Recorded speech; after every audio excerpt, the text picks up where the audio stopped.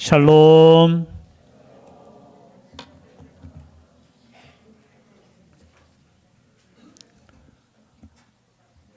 인사 끝났습니까?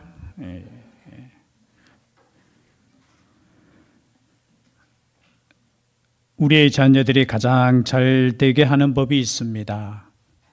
뭘까요? 제가 너무 추상적인 질문을 했군요. 신명기 5장 9절 10절 말씀에 보면은 하나님을 온전히 사랑하라 했습니다. 다른 신을 내게 잊지 말라고 했어요. 그러시면서 주신 약속의 말씀이 뭐냐? 나를 미워하는 자의 죄를 갚되 아버지로부터 아들에게로 3, 4대까지 이르게 하거니와 나를 사랑하고 내 계명을 지키는 자에게는 1000대까지 은혜를 베푸느니라. 아멘. 몇 대까지 은혜를 베푼다고요? 여러분, 우리의 자녀에게 가장 잘 되게 하는 법은 한 가지밖에 없습니다. 여러분, 하나님을 잘 사랑하면 되는 거예요. 우리 자녀들에게 어떤 교육도 중요하겠지만 내가 하나님 잘 경외하고 하나님만을 섬기면 몇 대까지 간다고요? 그런데 하나님을 미워하는 자는 죄를 갚되 아버지로부터 몇 대까지 간다고요? 3, 4대까지 가는. 그래서 내가 예수님 잘 믿으면 되고요. 내가 하나님 잘 믿으면 누가 잘 된다고요? 여기 앉아있는 우리 자녀들이 잘 될 줄 믿습니다. 참 어쩌다가 이렇게 앞에 앉아 있게 되었어? 좀 뒤에서 왔다 갔다 하면서 편안하게. 저도 고등학교 때인 것 같은데요. 목사님이 갑자기 수요 예배 때인가? 자, 뒤에 있는 사람 앞으로 나오세요 하면서 상원아, 네 제일 앞에 여기 앉아 하면서. 그래서 청년이가 지금 앉은 자리에 제가 앉게 되었습니다. 속으로는 무슨 제일 앞에 앉아가지고. 그런데요, 여러분, 제일 앞에서 예배 드리는 것이 제일 은혜인 줄 믿습니다. 공부할 때도 마찬가지예요. 왜냐하면 집중이, 청년이는 지금 누구밖에 안 보여? 나밖에 안 보이잖아. 그치? 그런데 뒤에 앉아 있으면 어떤 사람 머리 뒤통수도 보이고, 저분은 왜 이렇게 저렇게 파마했지? 또 저분은 왜 이렇게 졸고 있지? 쟤는 왜 이렇게 떠들고 있지? 다 마음으로 간섭하잖아요. 그런데 앞에 있으면 누구만 바라봐요? 저만 볼 수 있잖아요. 여러분, 말씀 시간에 저와 눈이 마주친다는 것은 은혜인 줄 믿습니다.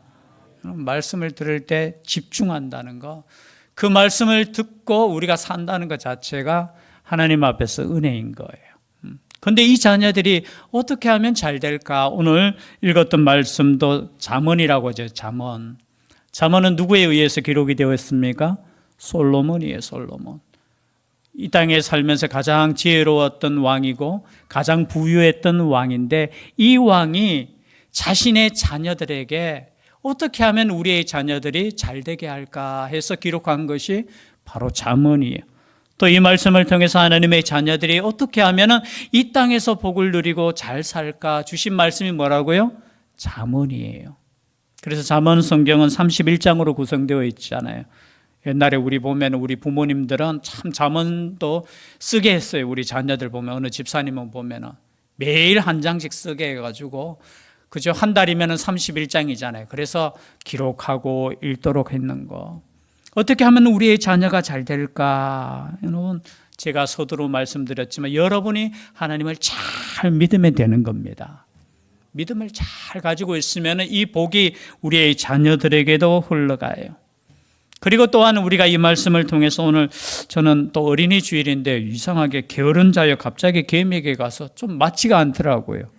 그래도 하나님께서 주신 말씀이라고 생각하고 일주일 동안 고민하면서, 만약에 내가 솔로몬 왕의 위치는 아니지만 나의 자녀에게 만약에 내가 이 땅의 마지막 그것을 다 하면서 유언과 같이 내가 남긴다면 우리 자녀에게 무엇이라고 남길까? 여러분 한 번쯤은 고민해 보셨을 겁니다.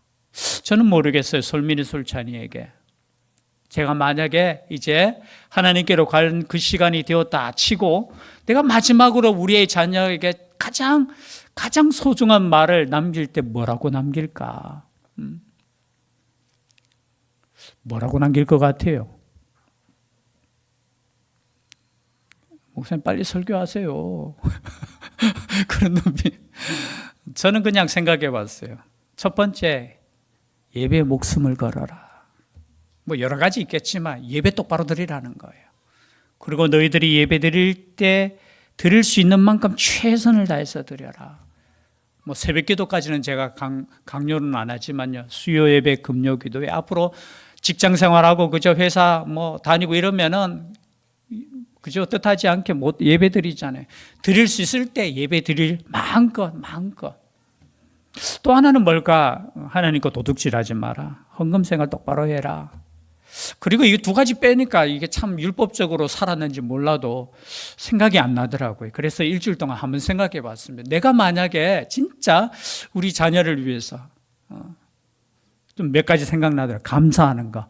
모든 일에 감사하고 모든 사람에게 감사하고 모든 것 감사하는 거. 그리고 또 하나 생각해 보니까 최선을 다해서 살아라는 거. 모르겠어요. 더 있을 수도 있겠지만 첫 번째 제가 그냥 숫자로 이래 보니까 한 4-5가지 지금 듣고 있나 모르겠네요. 그죠? 정말 하나님만을 예배하는 그런 삶. 오늘 말씀도 마찬가지입니다. 그죠? 잠언 성경의 주제는 한 가지죠. 여러분 다 알다시피 집에 가셔서 한번 읽어보십시오. 잠언 1장 7절, 9장 10절에 보면 여호와를 경외하는 것이 지혜의 근본이다라는 거예요. 여호와를 경외하는, 여러분 우리의 아이들이 여호와를 경외하는 아이들이 되었으면 좋겠습니다. 우리의 자녀. 경외한다는 것은 다른 게 아니에요. 하나님을 두려워한다. 원래 원어의 뜻은 그냥 하나님을 두려워한다는 거예요. 여러분 하나님을 두려워하는 마음으로 사는 인생은 복된 인생인 줄 믿습니다. 하나님 앞에서 살아가는 것. 그리고 잠언 8장 13절에 보니까 여호와를 경외하는 것은 악을 미워하는 것이라. 나는 교만과 거만과 악한 행실과 패역한 입을 미워하느니라. 여러분 하나님을 경외하는 지혜는 뭐냐? 다른 게 아니고 악을 미워하는 거예요. 여러분 하나님을 경외한다는 것, 참된 지혜는 뭐냐? 하나님을 경외하는 거예요. 경외하는 거. 우리 아이들이 참된 지혜로 자랐으면 좋겠습니다. 아니 아이뿐만 아니라 우리가 참된 지혜로 하나님을 경외하는 삶. 그런데 하나님을 경외하면 여러분 상이 있습니까? 없습니까? 가끔 그렇게 생각할 때 있어요. 하나님 잘 믿어봐야 무슨 소용이 있습니까? 아니에요. 하나님을 경외하는 삶에 보상이 있어요. 한번 볼까요? 잠언 8장 18절 말씀에 부귀가 내게 있고 장구한 재물과 공의도 그러하니라. 여러분 부귀가 누구에게 있다고? 지혜에게 있는데 이 지혜가 뭐냐? 하나님을 경외하는 거잖아요. 여러분 하나님을 경외하면은 뭐가 있다고 해요? 부귀가 있다라는 거예요. 장구한 재물과 공의도 우리 하나님께 있다라는 겁니다. 그리고 잠언 11장 30절이죠. 의인의 열매는 생명나무라. 지혜로운 자는 사람을 얻느니라. 여러분 지혜로우면 무엇을 얻게 된다고요? 사람도 얻게 되는 거예요. 사람, 생명을 얻게 된다는 거죠. 별로 은혜가 안 됩니까? 여러분 여호와를 경외하면 부귀가 우리에게 있는 줄 믿습니다. 아멘 하신 분만 부귀가 있어. 잠언 22장 4절 말씀에도 겸손과 여호와를 경외함의 보상은 재물과 영광과 생명이니라. 아멘. 여러분 여호와를 경외하면 하나님께서 필요한 재물도 주시고요, 영광과 생명까지 주신다는 겁니다. 여러분 여호와를 경외할 수 있기를 바랍니다. 여호와를 경외하는 것. 그리고 또한 이제 실제적인 교훈들을 잠언서를 통해서 주시는데 오늘 말씀을 삼아서 6장에 보면은 여러 가지, 여러분 지혜로운 자는 그냥 지혜로운 거 아니에요. 하나님을 경외하게 되면은 이 말씀에 집중하게 되고 이 말씀에 순종하게 되는 거잖아요.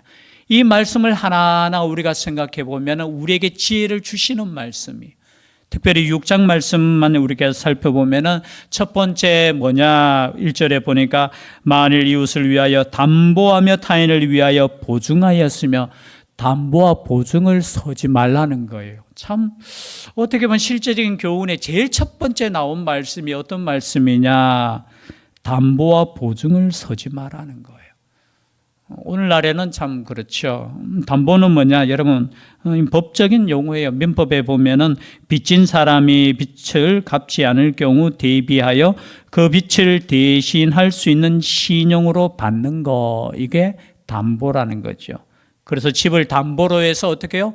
대출을 받고 그렇게 하잖아요. 그리고 보증은 뭡니까? 보증은 채무자를 대신하여, 즉 말해서 빚진 자를 대신하여 채무를 이행할 것을 부담하는 것이 바로 뭐라고요? 보증 쓰는 거. 요즘 보증을 대신 이렇게 쓰라고 잘 안 하죠. 과거에는 이 은행들이 자기들 참 편하기 위해서 이 연대 보증을 이렇게 써서 얼마나 많이 힘들게 또 상황에 처할 때가 있지 않습니까? 그런데 이것을 서지 말라는 거예요.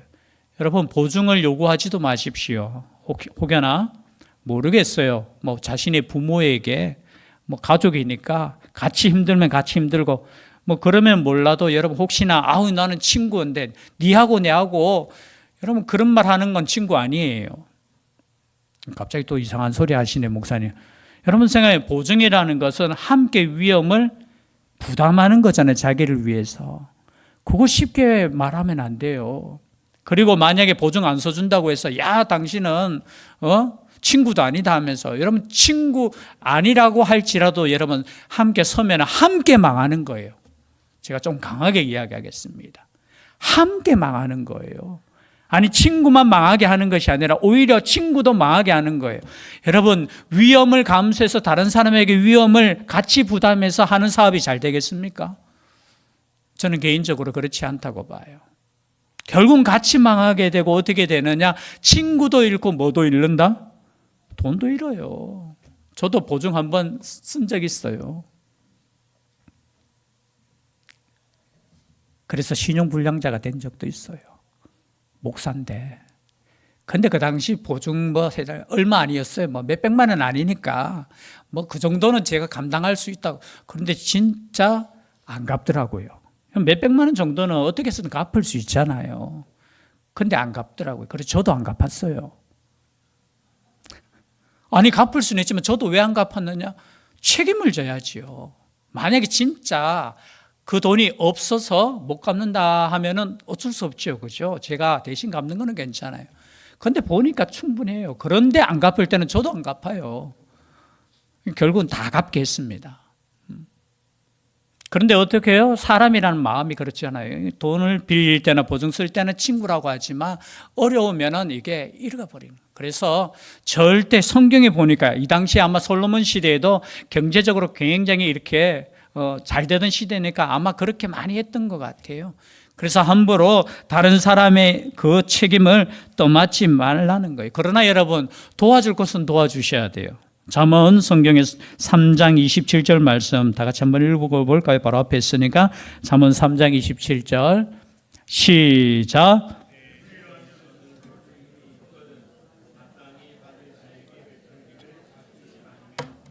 여러분 도와주는 거는 당연하게 도와주셔야 된다는 거예요.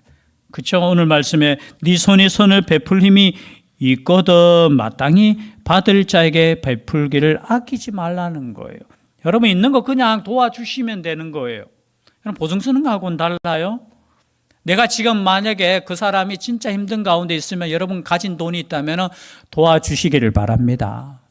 근데 그 이상을 넘어서 그죠? 자신이 책임지겠다 하는 것은 결국은 자신뿐만이 아니라 자신이 감당해야 될 가족까지 여러분 위기에 처하게 하는 거예요.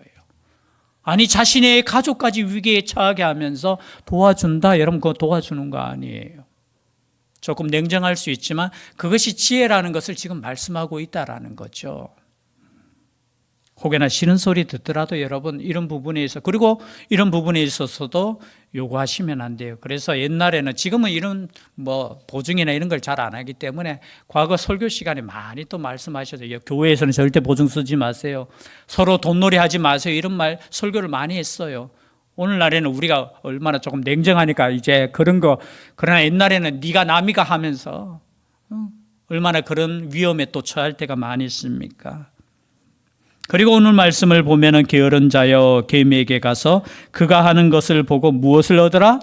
지혜를 얻으라는 거예요. 여러분 개미에게 가서도 지혜를 얻을 수 있는 것이 참된 지혜인 줄 믿습니다. 개미는 아무것도 아니잖아요. 저는 옛날에 개미 가지고 많이 놀았거든요. 뭐 요즘처럼 뭐 장난감이 있습니까? 모든 자연이 우리의 그죠? 놀이동산이고 뭡니까? 장난감 아닙니까? 저는 개미, 야, 여러분 개미 전쟁하는 거 보셨어요? 우리 청년아, 개미 전쟁하는 거 봤어? 못 봤지? 그럼 개미들 얼마나 잔인한지 몰라요. 모르겠어요. 뭐 제가 어릴 때 살 때 산에 가보면 전쟁을 해요. 전쟁을 해서 서로 막 이렇게 죄송합니다. 물고 뜯고 해가지고 무기는 없잖아요. 그래서 목이 잘리고 잔인해요. 여러분 개미가 보통 아니에요. 여러분 모르겠어요. 요즘은 다큐멘터리 이런 게 좀 많이 영상에 보면 막 개미들이 막 뛰지요. 저는 실제적으로 그리고 얼마나 재밌습니까? 그 구경하는 거. 전지적인 시점에서 이렇게 바라보는 거. 또 거기서 그치지 않아요. 개미 잡아가지고 이 동네에서 한 마리 잡고 저 동네에서 한 마리 잡아가지고 밑에 불 떼어가지고 그 깡통 위에다가 다리 하나 놓고 서로 싸움 붙여요. 제가 이렇게 잔인한 사람이었어요. 근데 그 재밌다고 물에 이렇게 빠지면은 그죠 뭐 부글부글 끓는 모르겠어요. 그때 왜 그랬는지. 하여튼 그래서 막 이렇게 지혜는 뭐 없었어. 이 개미 보고 이 부지런하게 일하는 모습은 없고 그냥 막 굴 막 파괴하고 이 나쁜 사람. 그런데 오늘 말씀에 보니까 게으른 자여 개미에게 가서 그가 하는 것을 보고 지혜를 얻으라는 거예요. 여러분 개미에게 가서도 배울 것이 있다라는 거죠. 먼저. 그런데 그 지혜가 뭐냐? 오늘 말씀에 보니까 두령도 없고 감독자도 없고 통치자도 없으되 먹을 것을 여름 동안에 예비하며 추수 때에 양식을 모으느니라. 이 똑같은 말씀이 잠언 성경 여러분 읽다 보면 중간중간 계속해서 반복해서 나와요. 부지런함에 대해서 게으르지 말라는 거에 대해서. 여러분 예수 믿는 사람은 게으르지 않습니다. 하나님을 믿는 사람은 부지런한 사람이에요. 물론 이 게으르다는 의미가 여러 가지가 있겠지만 게으르다라는 의미가 뭐냐? 나태하다 그런 뜻이에요. 해야 될 일을 그저 나중으로 미루는 것을 게으르다는 거예요. 우리 학생들 잘 들으십시오. 게으르지 마십시오. 또 이 설교하면서 제가 참 양심에 우리 집에서 제일 게으른 사람이 누구라? 제가 제일 게을러요. 보면은 부지런하셔야 돼요. 부지런하셔야 돼요. 저도 개인적으로 보면은 다른 거는 몰라도 설교는 부지런하게 준비해요. 저는 목요일 날 되면은 주일 설교 다 끝나요. 거의 대부분 다 끝나고 몇 주 설교 본문에 대해서는 다 준비해 놓고 항상 저는 준비해 놓고 그냥 편안하게 사는 것을 저는 원해요. 그런데 편안하고 안전하고 질서 있는 삶을 살기 위해서는 미리미리 하셔야 돼요.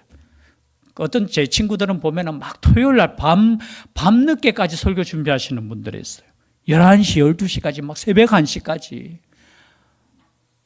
물론 그만큼 말씀에 대해서 최선을 다하지만 제 생각은 그래요. 미리미리 준비하고 토요일은 안식하는 것이 좋은 것 같아요. 편안하게 주님의 날을 기다리면서 물론 여러 가지 할 일도 있겠지만 하나님의 말씀 앞에 저는 개인적으로 제가 목회자니까 제가 제일 중요하게 생각하는 게 뭐겠습니까? 제 일은 설교하는 것이고 기도하는 것이니까. 여러분 다른 것은 뭡니까? 우리로 표현하면 부지런한 거 아니에요. 목회자가 목사님이 죄송합니다. 제가 축구 좋아하잖아요. 요즘. 좋아하는지 알아요? 몰라요? 그런데 어떤 한 사람도 축구공을 선물하는 사람이 없어요. 근데 제가 예를 들어서 축구를 아무리 좋아해도 여러분 제가 밤낮으로 축구만 생각하면 되겠습니까? 안 되겠습니까? 아니면 축구만 하러 다니면 그게 부지런한 것입니까? 게으른 것입니까? 그 부지런한 것 아니에요. 여러분 영적인 삶도 마찬가지예요. 우리는 부지런하게 사는 것 같으면서도 때로는 하나님 앞에서 질서 있지 못하게 사는 거 있어요. 그게 뭐냐? 영적으로 분주함이라는 거예요. 분주함. 열심히는 사는데 그저 하나님 앞에서 질서 없게 사는 거. 우리 학생들도 마찬가지인 것 같아요. 여러분 우리 학생들이 요즘 얼마나 열심히 공부합니까? 공부할 때라도 여러분 하나님께서 주시는 그저 열심을 갖고 할 수 있기를 바랍니다. 근데 어떤 사람은 그냥 밤새도록 게임을 해요. 부지런한 겁니까? 게으른 겁니까? 목사님 저는 게으르지 않아요. 밤새도록 하는데요. 여러분 그게 진짜 게으른 거예요. 진짜 게으른 거.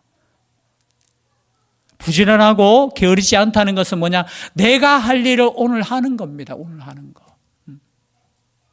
그러한 지혜가 우리의 자녀에게, 우리에게 있었으면 좋겠어요. 영적으로도 마찬가지겠죠. 영적인 삶에 있어서도 우리가 게으르지 않는 거 중요한 거예요. 신약 성경에도 보면은 여러분 그냥 데살로니가후서 3장 11절 12절에도 말씀하고 있죠. 게으르게 행하는 사람들이 그 당시에도 있었다는 거죠. 왜 게을렀느냐? 이 당시에는 다른 거 아니에요. 이제 주님의 재림이 가까워 왔으니까 우리 그냥 주님 재림 기다리면서 그냥 살면 안 되나? 열심히 일하면 뭐 하겠나? 라고 생각하는 사람이 있었다는 거죠. 그들을 향해서 하나님께서 하실 때 어떤 말씀을 하시느냐? 조용히 일해서 자기 양식을 먹으라, 이렇게 말씀하셨어요. 여러분, 우리의 양식을 위해서 우리가 열심히 일하는 거, 여러분 이게 성경적인 거예요. 여러분, 그냥 예수님 믿는다고 하면 하나님께서 나의 모든 삶을 책임져 주시겠지, 그러한 삶이 아니라 내가 최선을 다하는 것이 말씀에 순종하는 삶이라는 거죠. 그래서 하나님께서 주신 지혜를 가진 사람은 최선을 다해요. 그죠? 그리고 내가 공부해야 될 때는 공부를 열심히 해요. 내가 또 직장에서 열심히 일할 때는 또 열심히 하는 거예요. 그것이 하나님께서 주신 지혜라는 거죠. 그리고 이 지혜는 하나님께서 주신데, 여러분 이 지혜를 갖지 못하면 게으른 사람은 어떻게 합니까? 오늘 말씀에 보니까 좀 더 자자, 좀 더 졸자, 좀 더 조금, 여기 좀 더라는 게 뭐예요? 좀 더. 제가 새벽기도 때 말씀드렸는데 좀 더, 약간만 더요. 똑같아요.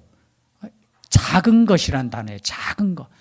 우리의 삶을 결정하는 것이 뭐예요? 작은 거잖아요. 이영표 선수입니까? 축구 선수, 이영표 선수 아시죠? 그냥 제가 지나가면서 이렇게 받는 거라서 정확하지는 않는데요. 그냥 그런 말씀, 야, 축구 선수 중에도 1,000만 원짜리 선수가 있고, 그리고 몇십억 선수가 있어.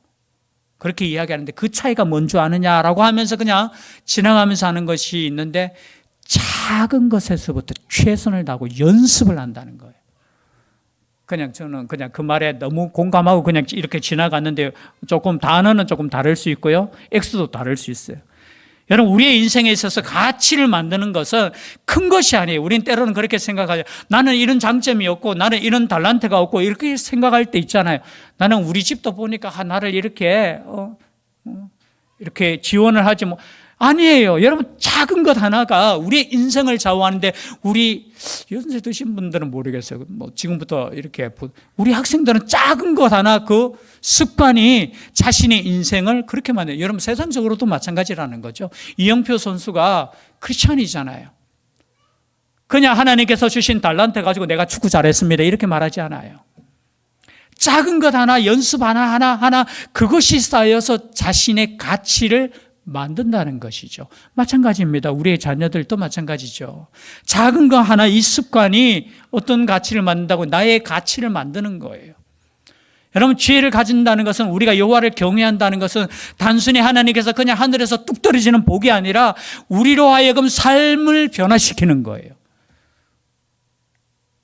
영적인 삶도 마찬가지죠. 여러분, 영적으로 내가 한 번에 그냥 하나님의 은혜를 팍 받아가지고 하나님께 헌신하고 하나님께 뭔가 멋진 삶을 사는, 여러분, 그러한 인생은 별로 없어요.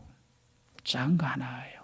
여러분, 기도하는 습관, 예배 드리는 거 하나, 그리고 성경 읽는 습관, 그리고 남을 섬기는 이 습관 하나하나 작은 것이 모여서 우리가 하나님 아버지 앞에 어떻게 풍성한 열매를 맺게 된다는 것이죠. 그래서 여러분, 우리의 삶에 있어서 지혜가 정말 중요하다는 것. 그 지혜, 첫 번째 지혜는 뭐냐? 하나님을 경외하는 거예요. 여러분, 하나님을 경외하고 사랑할 수 있기를 바랍니다. 그리고 하나님이 주신 말씀에 순종하는 거예요. 여러분, 그래서 이 말씀에 순종하기 위해서는 말씀을 읽으셔야 되잖아요. 또 그 말씀을 나에게 주시는 말씀이라고 생각하고, 오늘은 제가 잠언성경 이 짧은 그냥 이 말씀을 말씀드렸지만, 이 말씀 안에는 우리가 살아가야 될 무궁무진한 하나님의 진리가 있다라는 거죠.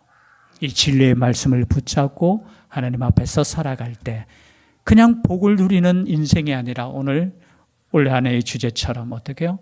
복의 통로가 되는, 그냥 복 받기를 위해서 기도하는 인생이 아니라 이 복이 흘러가는 것이 통로잖아요. 그런 통로가 될 수 있는 복된 삶 될 수 있기를 주의 이름으로 축복합니다. 기도드리겠습니다. 사랑의 하나님 감사드립니다. 부지런하여 게으르지 말고 열심을 품고 주를 섬기라고 했습니다. 주님을 섬기고 이웃을 섬기고 또 하나님께서 주신 시간과 물질과 이 생명을 가지고 복의 통로로 살아갈 수 있는 저희들 되게 하여 주시옵소서. 함께하여 주실 줄 믿사옵고 예수님 이름으로 기도드리옵나이다. 아멘. 말씀의 위탁을 드리겠습니다. 천국의 시민권을 선물로 얻으신 성도 여러분, 오늘 들은 말씀을 나가서 전파하며 복음의 증인되어 사십시오. 아멘. 이제부터 성도로서 말씀에 순종하는 삶을 살도록 힘쓰겠으며 나가서 복음 전하며 성도답게 살겠습니다. 아멘. 찬송가 8